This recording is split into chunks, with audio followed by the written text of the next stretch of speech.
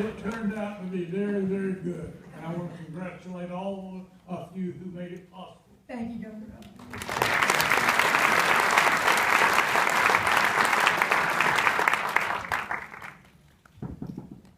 Let me just say a word of appreciation to the first ladies that put up with all these governors that lived in the governor's mansion.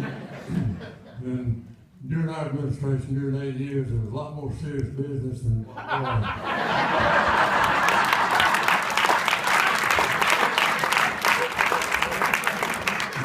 the biggest mistake I made, though, when I became governor was asking Earl Barnes to be my floor leader in the Senate.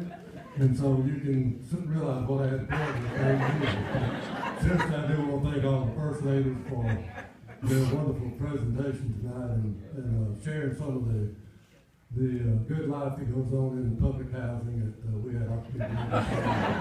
Thank you very much.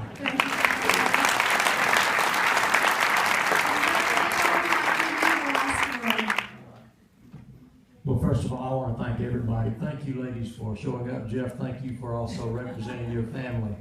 I want to follow up on a true story of what happened after Sandra had invited all of these first families to come to dinner at the governor's mansion. And they did. They came. All these first ladies were here, and they were going through the house and just trying to make sure that we hadn't destroyed it, I suppose. They wanted to go to see their favorite things and make sure they were still there. They couldn't find some of them because Sandra's a great knack of rearranging everything. But nevertheless, as they were sort of leaving, and I think it was Elizabeth Harris that said this, we were upstairs in the sitting room area, and she made some casual comment about, well, you know this place is haunted, don't you? I never heard anybody say that before. And I never thought about it. Didn't think it was that old. Wasn't old enough to be haunted. Well, it wasn't but about 2 or 3 nights after that, I was having a hard time sleeping. I think I was coughing, and I knew if I had stayed in the bedroom, I was going to keep Sandra awake all night. So I decided, well, I'll just go back in the living room in there, which is where she'd made the comment, by the way, and just sort of sleep on the sofa. Well, I was on the sofa, and it was pitch black dark. I couldn't see anything. And there's a fireplace in there, and it has a scuttle bucket, and it has the shovel, you know, that goes with the shovel, the ashes out, put it in the scuttle bucket. Well, she never would let me light a fire in the fireplace anyway. There's wood stacked there, but I've never had a chance to light a fire. That bucket and that shovel were in that scuttle bucket there by the fireplace. All of a sudden, in the middle of the night, and me on that sofa there in pitch black dark, it goes.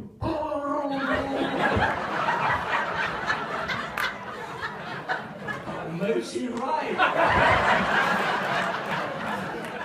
So I said, I'm not staying in this room anymore. I may be coughing, Sandra's going to have to put up with it. Come back with the bed.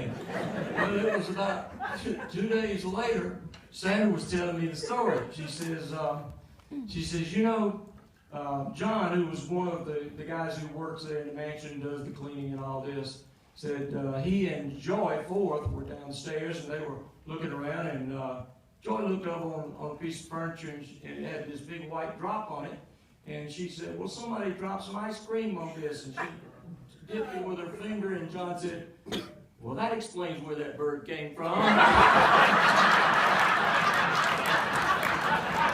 I think he explained where my ghost came from.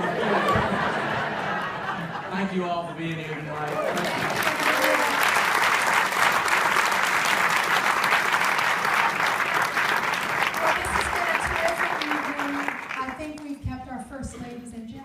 Probably too long. So what I'm going to ask, if you all will help us as we exit, certainly back out into the lobby where there are books for sale that we've already signed. And I'm going to ask the family that came in with us through the members' room to come back up on the stage, but only that family, because you will make the Secret Service and the troopers very nervous if it's anybody else. So I think a round of applause for our panelists.